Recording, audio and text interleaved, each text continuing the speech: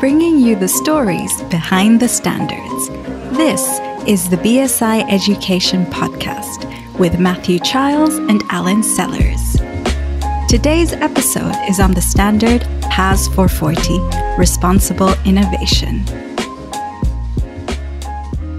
Hello, my name is Matthew Childs, and I am with Alan Sellers. Hello, Alan. How are you? I'm well, thank you. And how are you, Matthew? I'm very well, thank you. Now, Alan, big question. Is the Christmas tree up yet in the Sellers household? No sign of the tree yet, but we have found the decorations. That's a fantastic start. I'm getting seriously lobbied from Child B to get up our tree as soon as possible. We've had many renditions of Rudolph the Red-Nosed Reindeer, so I think I'll have to give in and do it this weekend. I think I'll follow suit, Matthew. Now, the aim of this podcast is to bring you the stories behind the standards. This episode is another of our Standards in the Spotlight, where we dig a little deeper behind a particular standard, getting behind the document itself and exploring what it's all about. We did this back in episode 3 of the podcast, when we looked in more detail at ISO 45001 on occupational health and safety management. The one we're talking about today is called PAS 440, Responsible Innovation.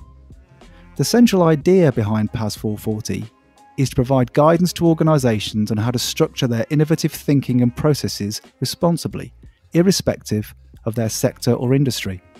So why are we talking about this one? That is a good question. Now, BSI has been around for ages. In fact, we go all the way back to 1901. And since then, we've published over 40,000 standards. So we have a pretty extensive back catalogue. PAS 440 is a young upstart, really, one that was only launched back earlier in 2020. Now, you remember, Alan, when we spoke to Peter Swan in episode 6 about standards and innovation generally, he told us about how innovation has become an increasingly important issue for both economies and economists over the past 50 years. And how innovation in academic circles has become a really diversified subject area, which now includes the study of responsible innovation. Now, most organisations want to do the right thing, but what is that? Usually most of the benefits of a new technology or an approach are clear, but how do you go about identifying and mitigating potential harms or unintended consequences or misuse and so on? There was no overarching framework or guidance for organisations until now. So that's why we thought PAS 440 was worthy of a bit more attention. Now, to help us tell the story behind this particular standard, we spoke to colleagues inside and outside of BSI about how PAS 440 was developed, why it matters, and how it's being used out there in that there real world.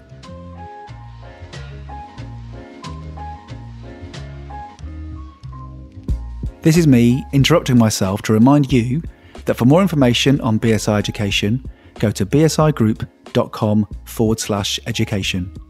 This link and others on the themes raised in this episode can be found in the episode notes. Do please rate and review us wherever you get your podcasts, and share us on social media using the hashtag BSIEdPod. And if you have any comments or questions about this episode or ideas for future episodes, then do please get in touch at education@bsigroup.com. We really welcome your feedback. Just thinking, Alan, as an engineer, what does it mean to you to innovate responsibly? Well, I think as an engineer, we tend to think that the things we do will have a positive impact. So I guess it's not something I've particularly thought much about. But then the unintended consequences of innovation are quite real. I suppose before we go any further, we should clear up this the first issue. What exactly is a PAS? A publicly available specification, or PAS, is a fast-track standardization document. Published within 9 to 12 months, it defines good practices for a product, service, or process. A PAS can be sponsored by private organizations, government departments, trade associations, or professional bodies. But it is developed independently by a group of stakeholders selected from relevant fields and led by BSI. Around 30% of standards developed in this way have gone on to form the basis of international standards.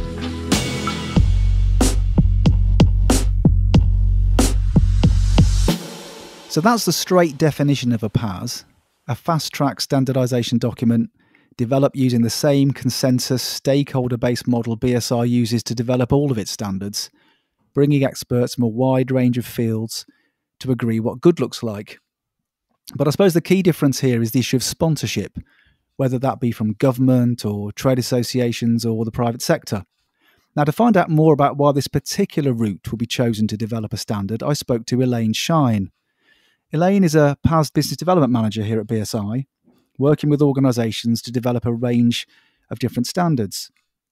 I started by asking Elaine, is a PAS different to a British standard? Yes, they are different types of documents, although the processes have the same basic purpose of setting out an agreed way of doing something so that the end user of the standard can make a reliable assumption about a particular product or service or practice, whatever the standard is about. And they're both based on full consensus and public consultation. The differences arise, I think, in two key areas when you look at time and control. So for the time, a PAS is a mechanism that was developed to be a fast-track standardization process, so it takes about 9 to 12 months to develop. And this is done by engaging with an external sponsor to commission the PAS development, and these sponsors come from private industry, trade associations and government departments.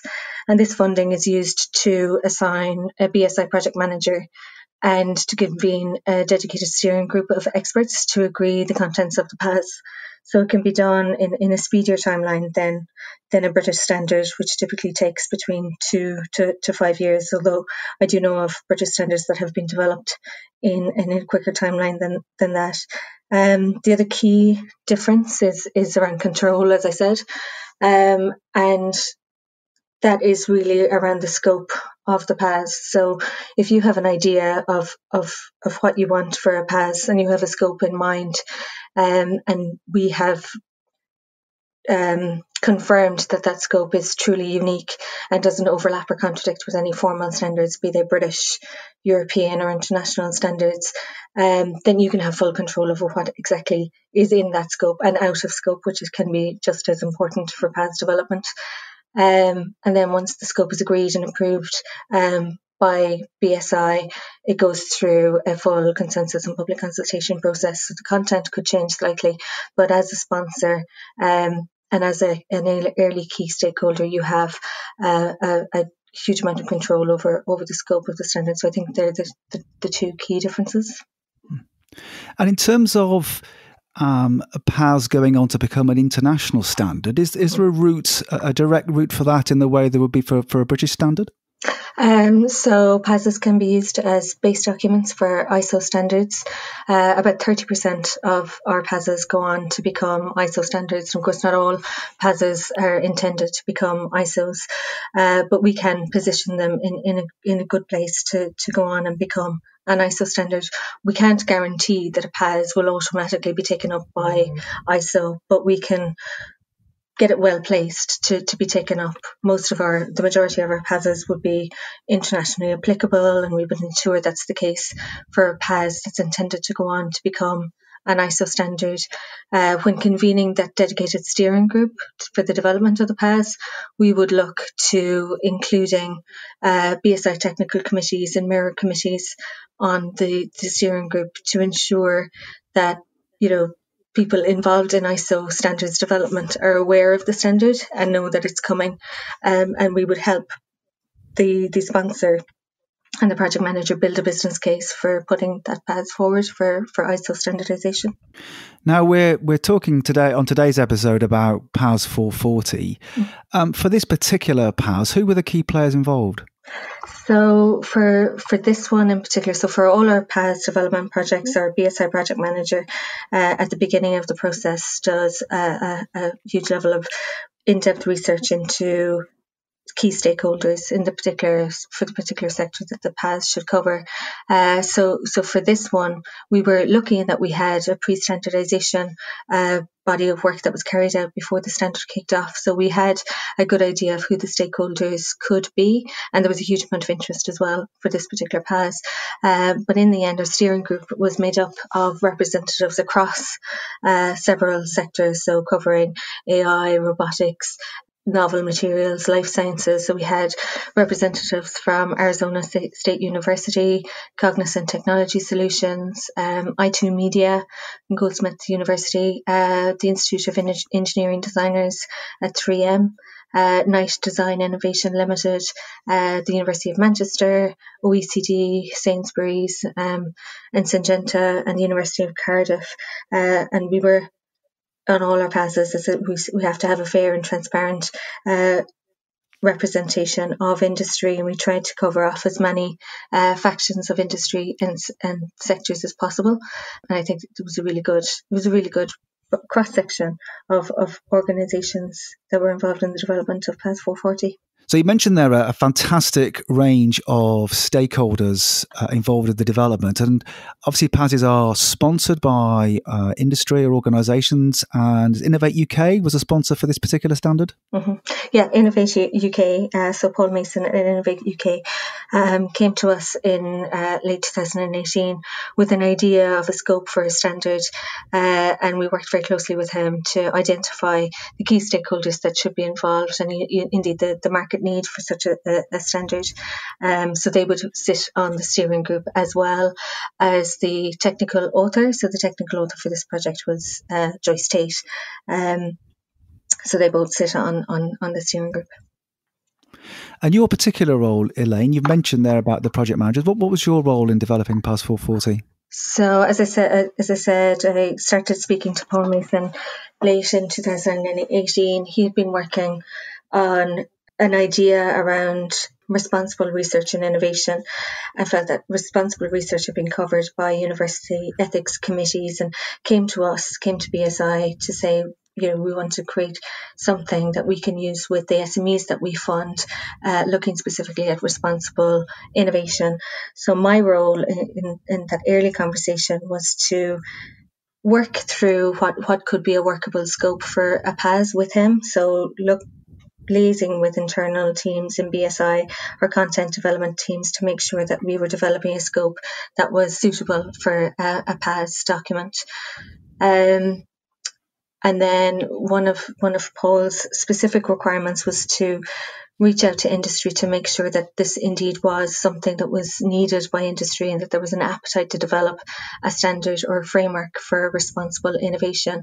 So before we kicked off the PAS development project, we designed a pre-standardization piece of work that looked at carrying out around 50 in-depth interviews with key stakeholders across several different sectors to ask, was there a need for the standard? What should be in scope of the standard? What should be out of scope? And also identify stakeholders that should be involved in the development of the process. So I was involved in putting that pre-standardization work in motion and making sure that we had the internal resources assigned to carry out that work. Once we finished that, we had an overwhelmingly positive response to the market need, and that confirmed that the work should go forward. So that was about March 2019. I then worked internally with BSI teams to get approval for the standard. All our PAS projects have to go through an internal approval process to make sure that they're unique, that they don't contradict with formal standards, and that our BSI technical committees are aware of the work that's going on so that they can get involved should they wish to do so, and also identify work that's happening in the formal standard side of the business that might be of relevance to the project. So I have an overarching kind of overview of all of that work that's happening, and make sure that all the parties internally know about the PAS that's coming down the line and get approval. Once that approval is sought, worked with Innovate UK to agree on the process and put all the contracts in place, and then confirm the project. Once all that was done, I hand over then to a BSI project manager, and in this case it was Bhavisha Berry in our content development team who takes over the day-to-day running of the project and makes sure it runs to schedule, makes sure all the domain research is done, that we know of all of the standards that are relevant to the topic area, that we reach out to all the relevant stakeholders and get them involved and carry out the process. Now, we ask all our guests, Elaine, a personal question about their standards journey. So I'm intrigued to know, what's your particular standards journey? How did you get to this point? It's nicely rounded. So for my degree and my master's, two separate thesis documents that focused around standards, different topic areas covering sustainable design and flood risk management, but focusing on the standards as they sat with the sustainability slant and whether they were still fit for purpose.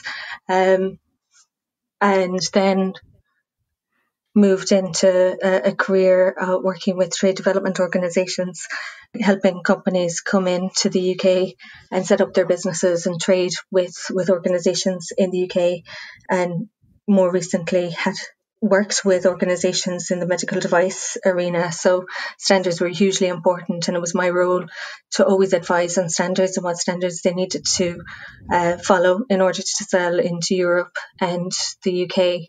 So it seems like a natural progression to stop talking around standards and actually get involved in the development of standards. Now, Elaine there mentioned one of the key features of the PAS being that the development of the document has a sponsor. In the case of PAS 440, this being Paul Mason and Innovate UK.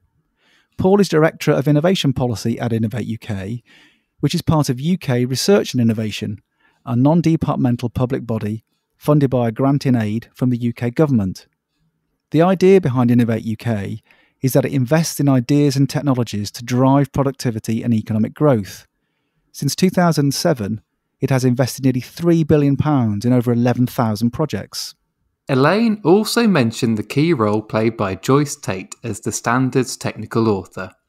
Joyce is co-director of the Inogen Institute, a collaboration between the University of Edinburgh and the Open University.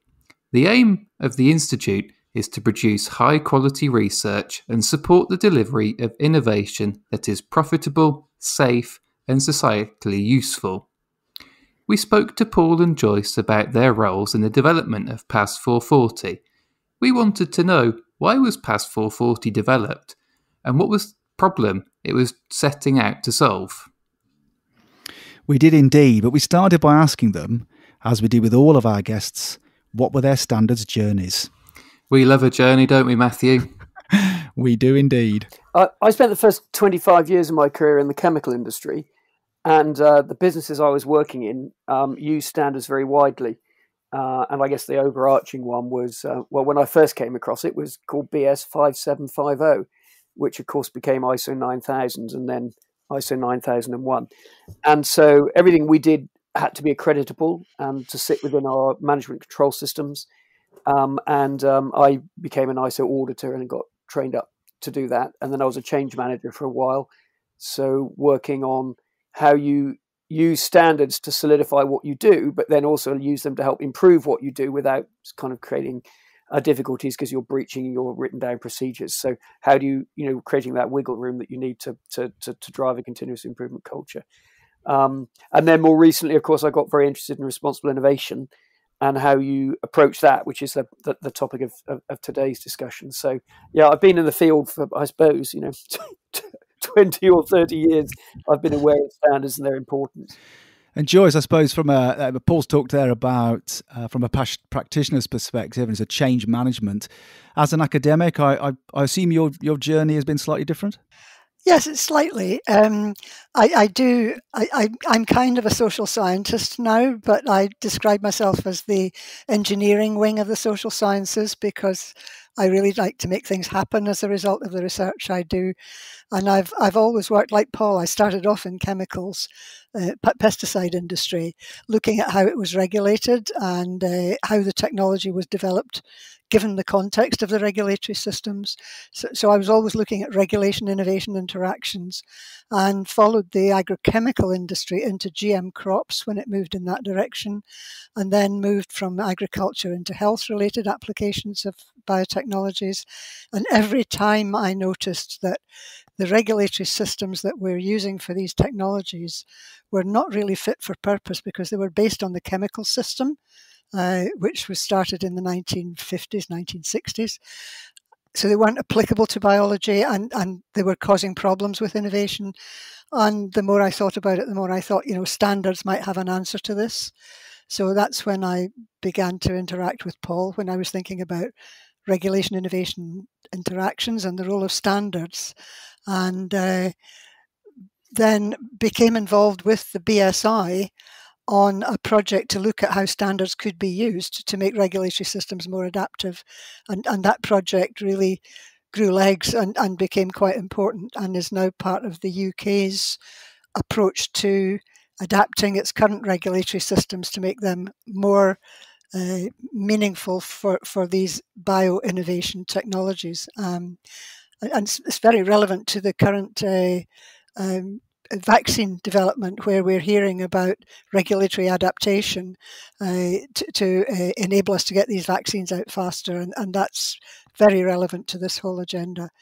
So part of that agenda was responsible innovation, because if you're going to ask if you're going to ask regulators to make the regulatory system more amenable for companies to develop new technologies, then you're going to have to be sure these companies are going to operate in a responsible way. And the need for responsible innovation, therefore, arises partly from that agenda. And that's how PAS came to be in my interactions and Paul's with that agenda on regulatory adaptation as much as anything else. Now, earlier in the podcast, we explored the definition of a PAS, what a PAS actually means. But I suppose a question for you, Paul, in a nutshell, I suppose, what is PAS 440? Yeah, so PAS 440 is best seen as a guidance standard for responsible innovation. So responsible innovation is, as you develop new products or services or processes, can you think as broadly as possible about the wider implications of what you're doing? And all the best technologies are massively impactful, and they have tremendous potency, which of course means they can be a force for good. But everything that can be a strong force for good could be a strong force for bad if it's misused. So I would not, for example, want to live in a home with no electricity, but I don't want an electric shock every time I try and turn a light on. And I don't want to cook in the kitchen with blunt knives, but I don't want to get stabbed by one. So the question about technology is not that it's inherently good or bad, but that it is how it is deployed that determines the extent to which it's useful to society or detrimental to society. And to go back to the perspective of companies are trying to make and sell something, and they want to do it in a responsible way. But until now, there was no framework that would help them think through, well, how would I know I'm doing it in a responsible way? How do I know I've thought of everything? How should I approach this problem? Can I demonstrate that I'm trying to do the right thing? And can I engage with people around that? And so that's why a guidance standard is useful, because it doesn't tell people what the answer is, but it guides them through the thinking process about the problem, so that they can structure their activities to get the benefit from the innovation. So growing the company, employing more people, paying more taxes, but avoid any unintended downsides or misuse through planning better mitigation activities. So yeah, that I think is. I'm not sure that was a nutshell, but that's kind of the spirit of it, I think. Maybe no, I think a large nutshell. Largely, yeah. We'll call that a Brazil nut, maybe. Yeah, maybe it's a Brazil nut or coconut, probably. I suppose, yes, a coconut-sized coconut-sized nutshell. Yeah. I suppose we're leaning on from that. Then, in a sense, what problem was it trying to solve? I mean, what was the situation that predated it? What were you trying to address by developing this particular standard? Yeah, I mean, so if you think about, I mean, this is a gross simplification, but a lot of really cutting edge technologies come out of universities and the research base. And if you want to do research that has societal implications or ethical implications, the leading research universities, all of them, have ethics committees. And so if you want to do something that cuts into that space, you need to get permission from the university's ethics committee before you can do it. And there's some guidance, and they tell you what to do, and other people will look at your suggestions and they'll give you a green light, or they might give you an amber light, say, come back, redesign your experiment and come back or something. Or they might say, no, you can't do this. We don't consider it to be acceptable. So if you're an academic, you've got a really clear guidance structure on how it is that you can do the right thing and know that you're doing the right thing because you've had somebody else think about it. If you're a company, none of that exists. And so you're kind of really on your own. So you've got a series, there are 1.28 million companies in the UK that have employees. So you've got 1.28 different ways of tackling the problem, 1.28 million different ways of tackling the problem. And that can't be efficient for any economy. And it also means that while some of those companies will do it brilliantly, others may do it less well. And where technologies or industries do things less well, that might, if you like, start to get pushback from wider society, then that inhibits the growth of those industries. And I mean, a great example of that is GM in Europe. I mean, there is no GM in Europe. And that's because society didn't like it. And so it got stopped. And there's nowhere else on the planet where that restriction exists that I'm aware of. Is that GM being genetically modified? Oh, yes, indeed. So, yes. So particularly meaning genetically modified crops. So society decided it didn't like that technology, and yet in other parts of the world, the benefits of that technology are accrued. Now, I don't want to get into a debate about whether GM is a good or a bad thing, but the point is that if society decides it doesn't want a particular technology or doesn't like a particular company, it's really hard for that company to exist. Cambridge Analytica is another example of a company that was basically did something which was not deemed acceptable, and now no longer is there. So what we wanted to do is to create a standardized approach to help companies do the right thing and to do it efficiently. So not to take up masses of time on it, not to have to put enormous amounts of your resource into it, but to be able to put a balanced amount of resource into it, so that you could have some confidence as a business person trying to do the right thing, trying to take broader society and your stakeholders into account as you move forward. And for me, effectively, a management system is quite an abstract thought. How do you, what is your management system? How do you run this organization? And ISO 9000 provides that framework. It doesn't matter if you're running a hairdresser or an oil refinery. ISO 9000 can be used. And so the point of PAS 440 is that it doesn't matter whether you're developing AI or machine learning algorithms or genetically modified crops or novel materials. The principles of how you think about your place in society and making sure that you act in a way that would be deemed acceptable still apply. And it's particularly early it's particularly relevant for early stage technologies. I'm picking up on Joyce's earlier point, because with really early stage technologies, innovators are still trying to work out what you can do with them. And often there is no regulatory framework. I mean, society hasn't decided yet through the law, through your elected parliamentarians who pass the law, what it is considered okay to do. So you do have to make it up as you're going along, because you're pioneering. Nobody's been there before. And having some guidance for what is a good way to be a pioneer is quite useful for those companies. And also it means that those industries can grow and flourish rather than being sort of held back because they did some damage in the early days and they've never had the chance to recover. I suppose you painted a picture there, Paul, quite nicely about those, 1.28 million different ways of doing things. And I just wonder, why now? Why? At what point? What was the process to decide to do this? What seems like a very sensible approach, a very sensible idea. What were the drivers for doing it right now? So, yeah, I mean, right now is a journey for us, because we started, first of all, thinking about this in 2010, 2011. And I was running the Emerging Technologies Programme in Innovate UK then, what was then called Technology Strategy Board. And we wanted to invest in synthetic biology because of its power to do good. And there are lots of examples of how it has done good and continues to do good. So that's a useful technology. But obviously, something like synthetic biology raises questions of a sort of ethical nature. Is it right to have this technology? Is it right to deploy it? If you want, how do you deploy it responsibly?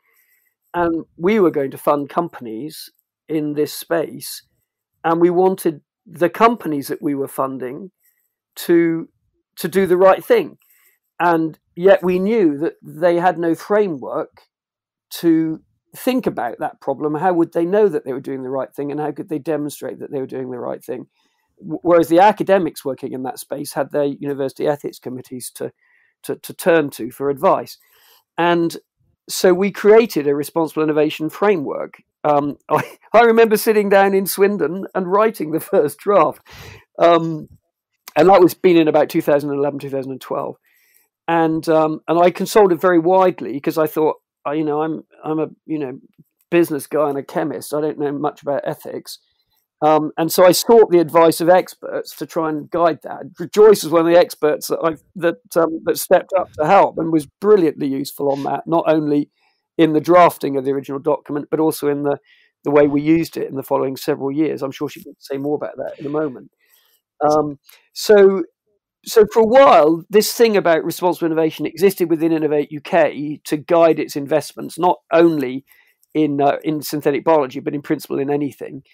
And then we began to feel that actually this was a more important subject than just Innovate UK. I mean, I think we're an important part of the UK landscape, but we're not everything in the UK landscape, and we're certainly not everything in the world. So how do you go from a process for trying to help people do the right thing only being in your own organization to it becoming part of the national process, part of the national psyche, this is how we do things around here, and potentially internationally, how does the world decide it, thinking about these things? And, BSI is the predominant body, preeminent body for that whole journey, taking something and turning it into a national standard with broad consensus across the key stakeholders, people, and public consultation around that, and then taking the voice to the international standards organization to say, well, here's a perspective from the UK. What do you think, folks? And so the journey has been over that period of time, and I think probably recent events in digital, with things like, I don't know, cyberbullying or Cambridge Analytica and examples of misuse of personal data and things like that. That's brought it more to the public consciousness in the last 2 years. But it's been a journey for us for a decade. Is it the right thing? How does it land? Does it help companies or hinder them? And I think we've reached the stage now, where we're very definitely of the view that it helps companies a lot, and we need to get on with it. So, Joyce, I asked Paul there about whether, why now? And it sounds like my question to you is, it's about time. Yes, absolutely. Yes.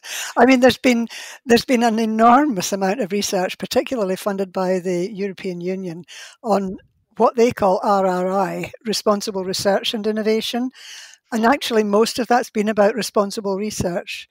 And it's not been that applicable to companies who, as Paul says, they've got other things on their plate as well. They can't afford to take 6 months off while they work out how to behave responsibly or what their potential customers in the future might think of the products they're developing and so on. They really don't have the time to undertake that kind of initiative in great depth. So we had to develop something that was industry friendly in the sense of understanding the other challenges that companies are facing, but not so industry friendly that it was allowing companies to get away with questionable practices. And one of the key points that we wanted to build in was also enabling companies to demonstrate very clearly, if challenged, that they had been behaving responsibly, and to give chapter and verse as to how they had done that, on which date, who they had spoken to, what decisions they had taken, what factors had influenced those decisions, and so on, so that it became kind of embedded within the company's regular management procedures. It became like how they dealt with their risk register. You know, there's the responsible innovation register. You have something that you can just pull off the shelf and will deliver that accountability to other people, particularly members of the public who might be interested. So that was a really important factor in the motivation to do this, because, you know, we were aware of companies who had been behaving very responsibly, who had then had a challenge that was completely unexpected from an NGO, and who just hadn't documented it. So they were left looking as if they hadn't done anything, and they were caught off guard, and it made them look as if they were making it up as they were going along, kind of thing. Mm-hmm. And we wanted companies to be able to avoid that kind of thing in future. I want to move us on in a second to talk about who is involved and your roles in particular in developing the standard. But before we do that, I've got to ask you, Paul, why 440? Oh, yes. It's a music thing. So if you go to a concert, you hear the orchestra tuning up before it starts to play, and they tune to the oboe, and the oboe plays an A above middle C. And the frequency of that note is 440 hertz, so 440 beats per second. And if that didn't happen, then all of the instruments in the whole orchestra, and typically maybe 100 people playing in a big modern orchestra, would all be playing in different, they wouldn't be playing in tune, and it would just sound cacophonous. It would sound truly horrible. So just as in the way that an orchestra sounds better when the different sections and the different instruments tune to an agreed note, so too does a supply chain work better when the component parts of that supply chain have agreed processes for how they conduct themselves and how things should be done. And that's the reason for the name 440. And if you go back in history, I mean, it was a Nature paper from 1880 that describes more than 30 different pitching systems around Europe in the 18th and 19th centuries. So, it might not have been possible to kind of move from one organ to, you couldn't put an organ next to another organ from a different church in Germany, and they couldn't play together because they're tuned completely differently. So that's the origin of the note. It's all about harmony. So I'm just wondering, Alan, whether 440 hertz is the frequency of consensus, maybe. Well, it's a great question to pose. I think it's the first time I've ever heard somebody explain why a standard has a particular number. So that's fantastic. That really is a good story behind the standard, isn't it? Yeah. Yeah. Paul, if nothing else, you've named a standard. So in terms of involvement, then we explained earlier on about the process behind a PAS development and about how it's a sponsored standardisation document. And obviously Innovate UK played a obviously leading role here. But I'm keen to understand a bit more of the sorts of other organisations who are involved in developing the standard. There were a broad range of other organisations involved towards the end in our advisory panel, advising on redrafts and changes to the text, and they generally came from companies or policy areas where with an interest in these questions, and were able to say, I don't think this will work in my context, and so on. And we had to revise and redraft with that in mind. There was an earlier involvement at the beginning of the project where BSI was asked to do a survey of a broad range of companies. I think there were about 40 or more different companies involved. And this was to check the market for the standard if it was developed. To what extent would your sector be interested, willing to have a standard like this, and would you use it? And that was the beginning of our understanding of the enormous demand that had built up in companies for this kind of standard. Up until then, we weren't that sure that there would be a market out there for it if we were to develop it. But this initial survey was very helpful in making the point that, yes, there is a market for this out there. And one of the points that came out from that market survey quite clearly was that not only did people want a standard, but they also wanted it to be accreditable. So they wanted to be able to say, I have signed up to the Responsible Innovation Standard, and to put it on their logo or wherever on their website. And that's the next stage really with this one, that would we want to make it accreditable and so on in that way. Mm-hmm. But there's definitely a pent up market, and that was became clear in this initial survey. Mm-hmm. And then those comments were built into the standard as we were developing it, and we had a panel of people from companies and policymakers who followed it throughout its development and advised on redrafts, of which there weren't many, and then towards the end there was an additional open call for people to comment on the draft standard and let us know if they thought we needed to make any changes before the final draft came along. So just on that, yeah. So, yeah, sorry, Joyce. I was just interested there. We haven't covered this on the podcast before, but the role of a technical author. What does that mean? Does that mean you're literally holding the pen, or you're the first person to sort of put finger to keyboard? How does that work? I was the first person to put finger to keyboard, and I think I volunteered for the job,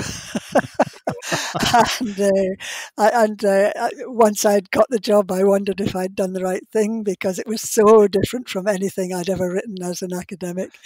But I think I rose to the occasion very much with Paul's help. My first draft, which I wrote while I was on holiday up in Skye and it was raining, and I then sent it to Paul, and it came back covered in very useful comments. I'm not one of those people who gets annoyed if people comment on their work. I'm just grateful that somebody read it that carefully. And it was very, very helpful, and Paul had a major role in the drafting as well as myself. I was the one who who put pen to paper first, and I was the one who wrote the final version of each redraft. I think there were about 7 or 8 redrafts of it on its way through. I felt really bad about that, Joyce. I kind of was going through it, you'd made a fantastic start, but it triggered lots of thoughts in me. Yeah. I kind of thought, as I was going through it, I kind of thought, you've got to stop now. And then I kept reading and kept thinking, what about this and what about that? And as I sort of press send, I kind of thought, I hope I don't demoralise you too much. No, I spent part of my career in the Open University writing courses for students, and their process is something similar. There is a course team who develop a course, and you write your draft, and everybody on the course team sends back comments covered in various colours of ink, and you have to keep revising until everybody's happy, so to speak. And it's good training. It's good training for writing stuff that other people can understand. Yeah. Well, that explains things, because I used to use the Open University textbooks when I was an undergraduate, because I found them to be so easy to understand and useful. And now you probably understand why that was the case. Yeah. I suppose that's the power of a collective effort, isn't it, really? The whole how standards are developed. Paul, I'm interested there also to find out the role of the sponsor. So obviously there's a sponsor standardization document. What does that really mean? What role did you play, does Innovate UK, in sponsoring the PAS? Yeah, so we're the UK's innovation agency, and we try to look at the trajectory of global markets, and we try to understand where UK industry can benefit from those trajectories, and we try and help overcome the barriers to them getting the full kind of opportunity that might come forward. So we work with companies to try and do that. And sometimes it turns out that lack of standardization is an impediment to the growth of industries. And that then immediately puts it on our radar as something we care about. We're not a standards body, but we can help.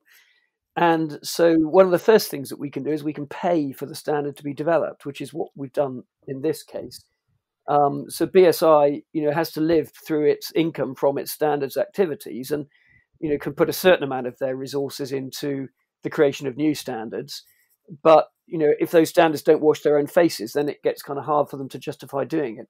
And so an organisation like ours can come in and fund something like that, where it isn't clear that it will be a commercial proposition, if you like. So not enough people wanting to use it to justify it from a kind of BSI perspective. So the first thing to do is to decide that we need a standard in that area. So that's about our industry connections and understanding the trajectory of markets and technologies. And then there is working with BSI to work out whether or not it's something they can just do within BSI, or whether it's something they're going to need some help with. And in this case, it was something that was a development activity, needed a bit of help from us, so we paid for it from the budget that I look after. And then there is the if you like, acting as the voice of industry. So I was really keen that obviously the content of the standard had to be academically robust. You couldn't just make up any old thing and stick it in, but it had to be practical for companies. And that that's why I was so pleased when Joyce took on the role of technical authors, because she kind of gets that thing about you don't have matters of time. You're trying to make payroll that month if you're a startup. And so we can kind of act as the champion of companies and make sure that as the thing evolves and as the drafting comes forward, that it actually would resonate with the business audience. And then, in terms of the survey that was done by BSI to, are people interested in this? We then were able to recommend, we looked at something like half a dozen different industries and companies of different sizes and different technology areas. And so we surveyed a pretty broad part of the UK industrial landscape. We were able to identify some of the people we might want to ask questions of, as well as BSI using their own contacts and networks to get representative voices that we could listen to. So yeah, and then I guess that's kind of broadly it, really. So identify the need, fund it, and then help bring it to life through participation in the different BSI processes and advisory boards. I want to ask you about we're going to ask about the key features of the standard. But before I do that, you've painted a picture there of obviously agreement and cooperation and consensus. I just wonder whether during the development of the standard, were there any particular pinch points or particular challenges over content? We've talked on episodes in the past about consensus being an absence of disagreement. There are always conflicting opinions. I just wonder whether with this particular standard, whether you could highlight any of those for us. It would make sense if I say what is in the standard before I flag the particular point. No, that's sure. You take that away. But I won't go into detail. But so there are three broad bits in the standard, really. One is, if you want to develop a new product or a service, how do you think about responsible innovation specifically for that new product? So if you like, innovations specific approaches. Then there is a kind of, well, what about your whole organization? What if you want the whole company to be doing responsible innovation in all of the products it develops and how it works with its customers and suppliers and so on and so forth? So there's a kind of corporate level or company level approach. And then the third major part of the standard, I suppose, speaks to sort of stakeholder engagement. So how do you engage with voices outside of your own organization to shed light on your thinking as you work your way through these kind of questions about what are the wider implications of what I'm proposing to do? And for me, the biggest area of debate was around the issue of stakeholder engagement, because it takes quite a lot of time. And with my company hat on, if you like, so I worked in companies for 25 years before joining this public sector body that I'm in now. Brilliant public sector body, I would say.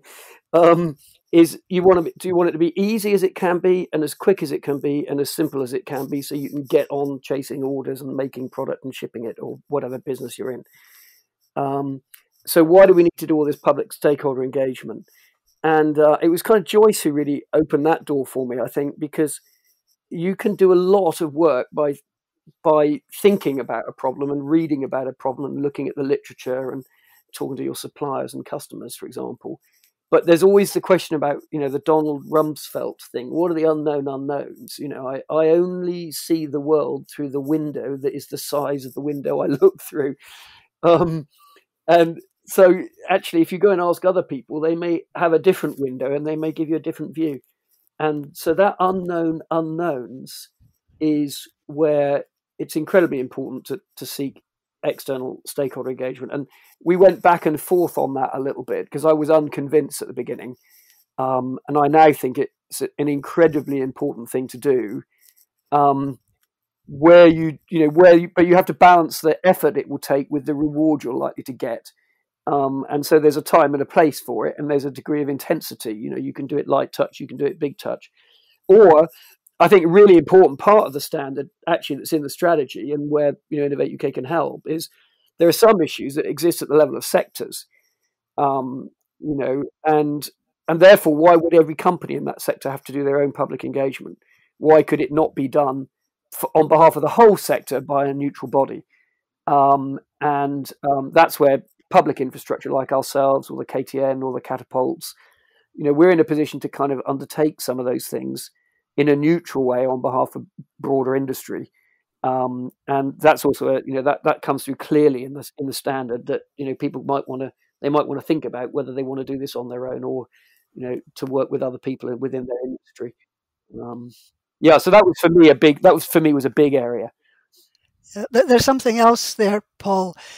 It's clear that quite a few companies feel nervous about undertaking public engagement because of past experience where people with a kind of value-based objections to a technology, people who in principle don't want to see this technology developed, can often use a stakeholder engagement initiative as a way of gaining publicity for their ideas and for trying to promote what in the end turns out to be fake news. And certainly I know that from my experience with GM crop development and so on. And I think it's important that companies understand how to do stakeholder engagement well, and that's in the PAS. But I think something that needs to happen is that requirement to engage responsibly is also placed on all the other partners in an engagement initiative. So if you're not going to behave responsibly in this engagement, then you don't have a place in it. There's nothing to stop you making your political points somewhere else, but you're not engaging in this initiative unless you behave responsibly in the engagement process. And I think that's maybe something to add to future standards, that requirement for responsible engagement should be passed on to all partners in an engagement so that companies don't feel as if they're in danger of taking this on with both hands tied behind their backs, so to speak. It's been really interesting to hear you both talk about this standard and how it's developed and the discussion of ideas that you've had and how you've come to a consensus has clearly benefited the development of the standard through that diversity of thought. Yeah. And from my perspective, it's an extra layer of how you can test something as well. You can test the quality of a service or a product, and you can, you can test how well something's managed, I guess. But I've never really thought of how do you test how responsible something is. And from what you're both describing, it's a fascinating process that a company must go through to be able to have that discussion with society about what it's doing and how it might behave in something new that it's doing. Yeah, absolutely right. And I mean, I think there are, things like, know your customer initiatives. I mean, they weren't framed, I don't think, using the vocabulary of responsible innovation, but they're a good tool for companies to use when they think about, for example, know your customer initiative. A nice example is not selling cigarettes to people under the age of 18. Right? It's this is a potentially harmful product. We don't, we're a liberal society, so we think that people who want to be able to smoke perhaps ought to be able to, with it, given public health concerns and public spaces and so on and so forth. But actually, if you're less than 18, you don't get to make that choice, because the damage to your lungs when you're young will live with you. So therefore your customer. For the tobacconist perspective is, well, if somebody's under 18, you just don't sell to them, and you could apply that principle to any product. And when I was in industry, there were some organisations that we knew all of our customers, and there's some areas we wouldn't sell to for various reasons, which I won't go into. And that was part of responsible innovation. Of course, we didn't call it that. So there are loads of techniques, and part of the I think part of the PAS is to kind of go, well, don't invent stuff. If you've got something where you need to control where it goes, use KYC. If you've got that already, you don't need to have a new system, but refer to it in your responsible innovation documentation so that you can demonstrate to people who might care to ask, that you've thought about these things and you're doing your best to make sure that the good stuff happens, and that you minimise the risk of anything unfortunate happening. So you've been through this development process, and you've got a document at the end of it, PAS 440. How successful has it been so far? Yeah, hugely successful. So far, we launched it 6 months ago or so, and so far it has been downloaded just over 2,700 times. And that is more than any PAS that Innovate UK has ever supported with BSI. Actually, it's more than all of the downloads of all the PASs combined that we've ever supported with. Actually, it's better than that. It's more than any standard BSI has ever published. It was downloaded 1,000 times within the first 24 hours. Certainly it's not more than ISO 9000. So it's not more than the total number of uses of something. But in terms of the launch and the rapid take-up, it's the most rapid take-up of any standard BSI has published in its entire history, which I think is really encouraging, because what it says is that companies and businesses want to do the right thing, and that they care about doing the right thing enough to actually download it and say, I wonder if we can get better at this. Let me find out about it. And particularly important is that the people who've downloaded it are the founders of companies or the directors of companies or in the C-suite of companies, and not all of them. There's a good bunch of academics who've downloaded it and public sector people too. But, this is not, it doesn't feel to me like this is something that is being done, unnoticed in the corner of a company while the rest of the company carries on as if none of this was happening. It feels to me like there are a lot of companies out there who are trying to put this at the heart of what they do and how they think about their place in society. And for me, that is a cause for optimism. That's a good sign about the culture in the UK industry, which I didn't know it was going to go like that. But I think it's fantastic that that's how it's being used at the moment. That must feel pretty good to have worked on this and it to be that well received. Yes, very much so. Yeah. Yeah. And what's kind of happening, as a result of this? Is there any way that you're able to quantify that or assess the impact that it's having at the moment? It's work in progress, actually. That's what we need to do. So it's normal standard process for BSI to address, to try and capture the kind of impact of standards and PASs that they develop, and that's kind of ongoing. And of course, for us as Innovate UK, we've got a very particular set of kind of questions. We want to know, are companies doing something different because they've thought about the PAS? So have they used it? There's a difference between downloading it and reading it and then just carrying on as if nothing had ever happened. Or then there's a kind of, we're downloading it, we're using it, we're completing the forms, we're doing. So we need to do, I think, from amongst the people who've downloaded it, quite an in-depth conversation about what it is changing. Are they putting in management processes to control where their products go, or to control their supply chains, or to understand their supply chains? Are they changing the design of their products or services to maximize the good stuff still, but to avoid malicious misuse? And is it, how practical is it? So we tried to write it, and Joyce did a brilliant job in a way that would make it easy to use. So practical, if you're busy, it's practical to use it. Yeah. And then the question is, well, that's what our intention was. Were we successful? Is it practical? or is it still too hard? Or, is there enough reference material? They all sound like great questions for a research project. Yeah, well, I could just mention in that context, I had 2 master's students over the summer who did dissertations using the PAS 440 with small companies, small startups.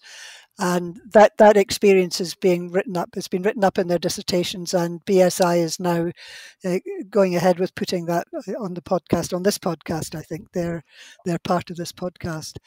And I'm also involved in a research project that was funded in the Transforming Food Production call from Innovate UK. It's a company that's developing animal feed from algae using biological processes. And our part in this project is to do a responsible innovation initiative with the small company that's developing the technology, but also with their partners in the value chain. And that includes big feed manufacturers and supermarkets and so on. So we're hoping to try it out with them. And I think having that as part of the application in the first place was a positive factor in getting the funding for the project.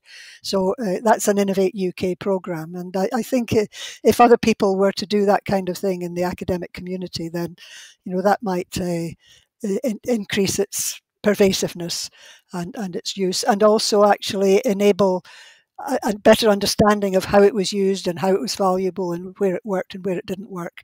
That could be documented and fed back into the process again.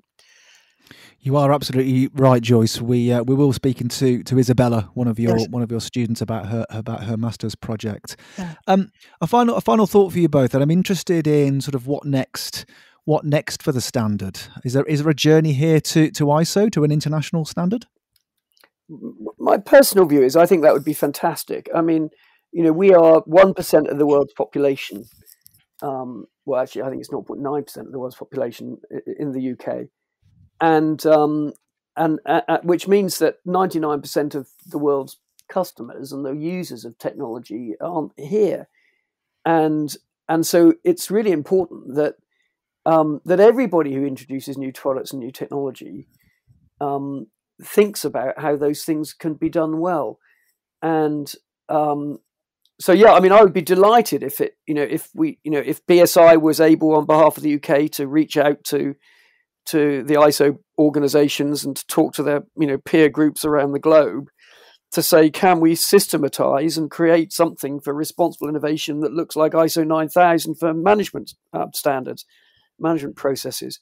I mean, I think that would be absolutely fantastic if that could happen. And then I think that the second kind of question is, well, what about accreditation? And I think that's a really interesting question. It's quite difficult to police, but I was delighted that we just thought when we went and did the original survey. I mean, when BSI did the original survey, we helped them design it, and they came back and they said, well, not only are these companies delighted to have it and they want it to be available and they want to use it, but actually they'd like to be accredited. Which was, I mean, we hadn't even dare ask that question, and yet people were asking for it. Not everybody, but quite a high percentage. I mean, it might even have been as 30 or 40% of people were asking that question, out of say 80% of people who were really, really receptive to it. So I think that's a question. I don't know how you could accredit it, but I think if it was a way of accrediting it, it could really potentially add value. Joyce, I don't know. You've probably got a perspective on this. Yeah, I think it could be accredited. I think the documentation, the forms that we're asking people to fill in at regular intervals as they develop a product from very early stages through to market, monitoring what's been going on in those forms and who's been doing what, understanding where the responsibility lies within the company, and making sure that in-company responsibility is valid and is working. I think there are quite a few ways it could be accredited. The same as any other behavioural standard. It's not straightforward, but there are ways it can be done. Alan and I do love it when guests talk about the subjects of future episodes. So we will be looking at certification. We will. Soon. So that's fantastic. So thank you for setting that up beautifully. So I suppose obviously the certifications on the one side, there's a potential journey to ISO, but I suppose, Paul, there's a formal review in 18 months or so for the PAS itself. Yeah, I mean, I think I'd defer to my colleagues in BSI on that, but my understanding is that it's normal process 2 years after a PAS is launched to look at that PAS and to formally review it. So we'll be doing that for this, and we'll try and take what we learn from its use by companies, the things that we got right in the original drafting, the things we might have missed in the original drafting, the things that are actually harder to do than we anticipated, or the things that were that add more value than we thought, so we can put more emphasis on them in the next update. So I mean, I would anticipate that there would be a revision to PAS 440, unless we got it so perfectly right that basically everyone says, just this is perfect, it's beautifully formed, just carry on, leave it untouched. Of course, that has a real advantage for companies, because if companies have got their head around something, then why would you mess about with it, right? They'd have to learn it all over again. So I don't think we should change it for the sake of changing it. If it's good enough, let's let it run. But if it can be made better, then we certainly should do so. Yeah, I think there's an idea following on from this. I mean, part of the underlying background to doing this was the way the UK is adapting its regulatory systems post-Brexit to try to make our regulatory systems more adaptive to the needs of innovative technologies. And you can see the hazards and the public perception issues that come up when you do that successfully. We have successfully fast-tracked the COVID vaccines. And as a result, questions are being asked about the validity of the regulatory system in that process. And I found myself thinking, is there a role for a standard for responsible regulation? And would regulators want such a thing? Would they welcome it, or would they see it as an intrusion? I think it's something to explore. There's a really interesting interplay between the collective behavior of companies in a particular topic area as they seek to behave properly, and how that same area is then regulated by by statute or by the relevant regulatory bodies, or Ofgem or Ofwat, whoever it might be. And if in a very early stage technology area, people voluntarily doing the right thing, demonstrating they're doing the right thing, there being no unfortunate or adverse effects, if we can gather enough evidence from that, that provides quite a good evidence pack for regulators to consider, so that they don't put regulation in that strangles the good behaviour or prevents good behaviour from happening and new products and services coming to market, but that maintains a decent playing field, so that people who want to cut corners and take risks to the detriment of society find it difficult to do so. Now, it's not a direct read across, and regulators must make an independent decision, and then they must enforce it in an independent decision, and it must be evidence-based. And we definitely don't want to sort of slip anything through that shouldn't be through. But the possibility of using the standard as a way of doing the experiments in a proper way that can then be codified into the regulatory requereally or more system-wide guidance from the likes of HSE or whoever, then I think there's a really high potential there. And that's why the detail of this next 18 months, where we seek to understand how this is being used and where it's being useful, is quite important. Because if we find a cohort of companies in the same technology or market area, we can bring them together to talk to them. Obviously, they under proper kind of processes, respecting confidentiality, about, are there things in there that would be useful for us to put on the radar of regulators? And I think that's Joyce teed that comment up, but I think it's potentially really valuable.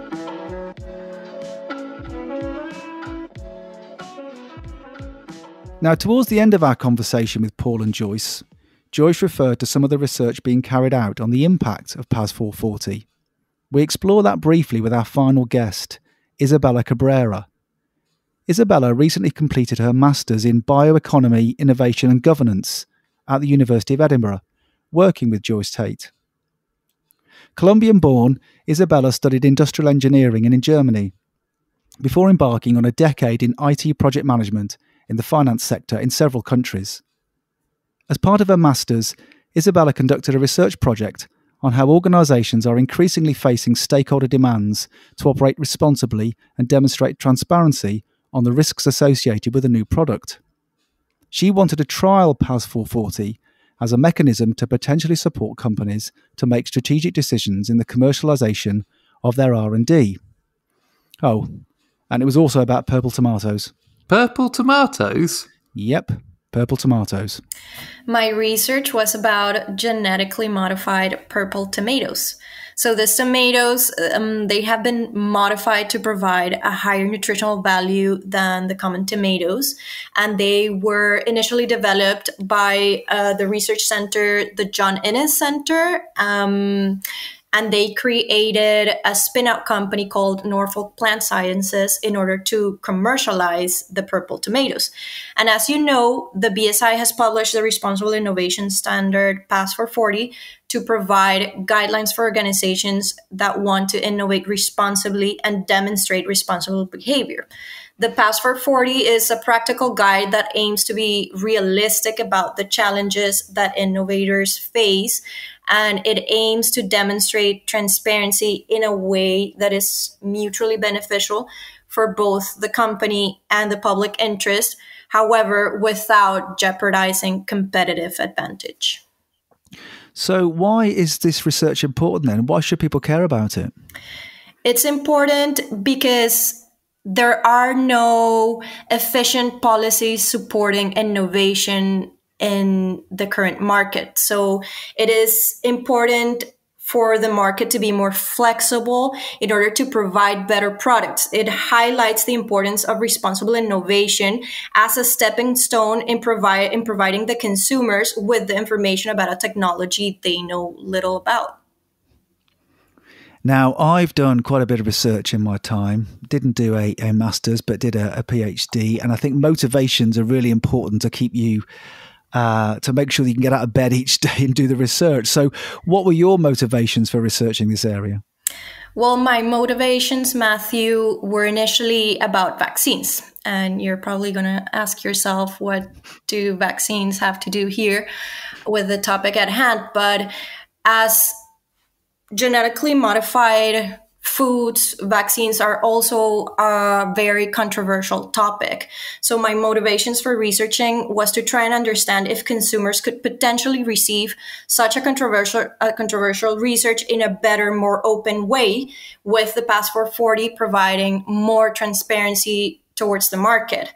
It was in a way for me to try and ask questions if this could possibly work, if the PAS 440 could be successfully introduced in a company, if consumers may be more open to new technologies such as genetic modification. So back to the research then, what were your findings? Well, I found that the stakeholders' interactions are far more complicated than one initially expects, because it is about dealing with multiple expectations and ultimately how this fits the capabilities of individual individual. It is worth it that companies try and implement such standards because it gives them an initial idea of which processes along their value chain need revision or improvement. If it gave this company in particular the opportunity to ask questions about the process of creating the spin-out companies, in this case, NPS or Norfolk Plant Science, about what went wrong, what went right, and how this can serve as a base for effective policymaking. I also think this can be of great advantage for regulators to be used as a foundation and help shape and define many policies in the years to come. Do you want me to ask you about the best thing about the project? Because that was a nice place on which to finish. Sure, go ahead. Go ahead and ask you. We'll finish it there. No, go ahead. I will definitely answer that question. I think the best thing about this project is getting to see how hard scientists work in their fields and their research, but it's also important to recognize the obstacles that they face, because policy does not support innovation in an effective way. So I think that the PAS 440 is a great opportunity to finally make this a reality. So, Alan, that was the spotlight shone on the standard PAS 440. What have we learned? I think from Elaine, we heard about the issues of time and control are really appealing to sponsor organisations who wish to develop a PAS, but they don't. Developing a standard in this way doesn't lose the rigour and the sort of fair and transparent stakeholder development process that BSI uses for all of its other standards. I think the second thing was about PAS being a route to international standards too. And I think from Paul and Joyce, we heard that technology is neither good or bad. It's what's done with it that matters. And using PAS 440 can help an organisation to achieve the benefits of their innovation and avoid or mitigate any of the harms that it might cause. It also gives organisations a framework for achieving that balance, how to assess what's the right thing to do. And clearly there's an interest and demand in the market for the standard. Yes, I think it was fascinating to hear Paul talk about the sort of thousands of downloads and how quickly those downloads were made as soon as the standard was launched. So you're right, there's clearly that interest and demand in the market. And I think finally from Isabella, we heard about PAS 440 in action, about how it can give organisations a way of dealing with those complex and potentially controversial issues around genetically modified food in this case, and she talked about purple tomatoes. And also about the relationship between the development of a new technology, establishing a market position and getting that advantage that a company wishes to exploit, but also thinking about consumer protection and information at the same time. I think finally, Alan, I suppose, we learned that maybe the frequency of consensus is 440 hertz. I've always wondered what that buzzing noise was. I suppose we should wrap it up there. Now, I think food, Isabella made some really important points about genetically modified food. I think food systems and food safety, maybe they're subjects we should come back and have another look at. I think so, but you're making me hungry now. Huge thanks to Elaine, Paul, Joyce and Isabella for their fantastic contributions. And thank you, Alan. Thank you, Matthew. You have been listening to an episode of the BSI Education Podcast. To find out more, visit bsigroup.com/education.